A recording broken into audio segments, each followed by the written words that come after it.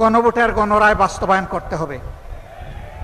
আপনারা উভয়ে ভোট চেয়েছেন, সরকারি দল ভোট চেয়েছেন, বিরোধী দল ভোট চেয়েছেন, আমাদেরকে হা ভোট দিতে বলেছেন, আমরা হা ভোট বিজয়ী করে দিয়েছি।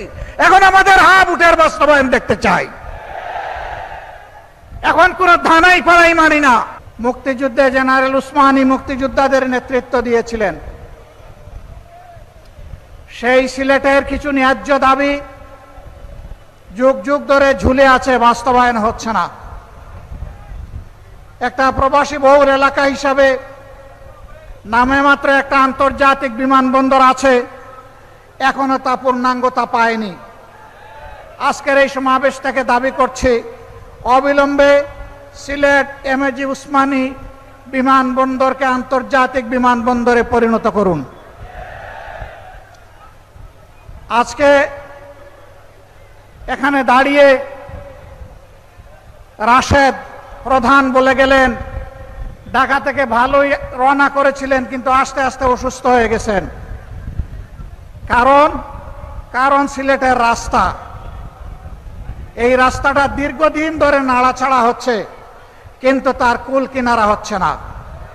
আমরা মহান জাতীয় সংসদে বলেছি, সমুদ্রের ঢেউ উপলব্ধি করার জন্য বঙ্গোপসাগরে যাওয়ার দরকার নাই, ঢাকা থেকে সিলেট আসলেই তা বোঝা যাবে। আমরা চাই অবিলম্বে 6 লাইনের এই রাস্তা সম্পন্ন করে জনগণকে স্বস্তি দেওয়া হোক। সম্মানিত এলাকাবাসী, দীর্ঘদিনের দাবি ছিল এখানে ইঞ্জিনিয়ারিং ইউনিভার্সিটি হবে। কলেজটি কুড়িয়ে কুড়িয়ে চলছে কেন? এইটাকে ইউনিভার্সিটিতে রূপান্তরিত করে প্রাণ দেওয়া হোক। মেডিকেল বিশ্ববিদ্যালয় নামে মাত্র একটা ঘর আর একজন ভিসি, এর বাইরে তেমন কার্যক্রম পরিলক্ষিত হচ্ছে না। অবিলম্বে এটাকে পূর্ণাঙ্গতায় রূপ দেওয়া হোক। আর অনেক দাবি সিলেটবাসীর আছে, তবে আমরা জানি না কার কাছে এই দাবি পেশ করছি। আদৌ তারা এই দাবি বাস্তবায়ন করবে কিনা আমরা তা জানি না। যেহেতু তারা সরকারে আছেন, এই জন্য দাবি পেশ করে গেলাম। আমরা কথা দিয়ে গেলাম, আল্লাহ তাআলা যদি আমাদেরকে কোনোদিন এই দেশ পরিচালনার সুযোগ দেন, এই 11 দলকে, ইনশাল্লাহ আপনাদের দাবি আমরা অক্ষরে অক্ষরে বাস্তবায়ন করব।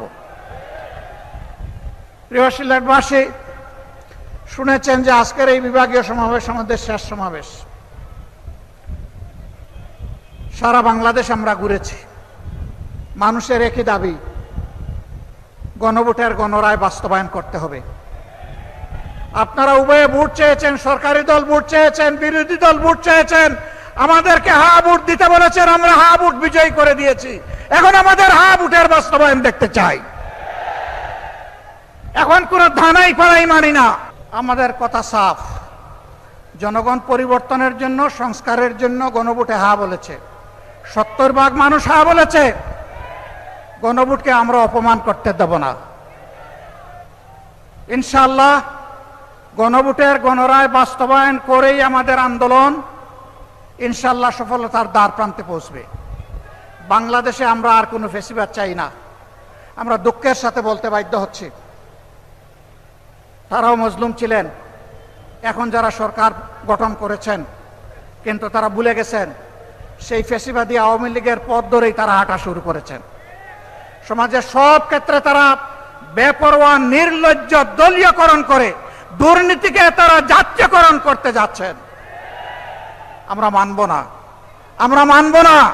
হাসিনা তাড়িয়েছে, যদি ফেসিবাদ আপনারা কায়েম করেন, আপনাদেরকেও জনগণ তাড়াবে, আপনাদেরকেও ছেড়ে জনগণ কথা বলবে না। ভালোই ভালোই আপনারা মেনে নিন। যদি না মানেন, তাহলে ইনশাআল্লাহ তাআলা আজিম এই দেশের মানুষ জীবন দিয়ে পঙ্গুত্ব বরণ করে গুলি খেয়ে শিখে নিয়েছে মুক্তির পথে কিভাবে হাঁটতে হয়। আমরা আমাদের শহীদদের সাথে বেঈমানি করব না, জুলাই যোদ্ধাদের সাথে বেঈমানি করব না, 18 কোটি মানুষের সাথে বেঈমানি করব না।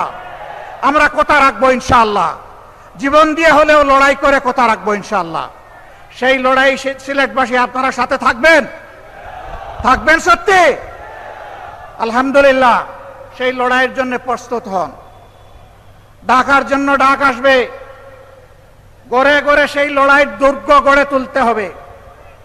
দেশ থেকে ফেসিবাদ, দেশ থেকে চাঁদাবাজ, দেশ থেকে দুর্নীতিবাজ, দেশ থেকে দুঃশাসন দূর না হওয়া পর্যন্ত আমাদের লড়াই তীব্র থেকে তীব্রতর হবে ইনশাআল্লাহ। আমরা থামব না।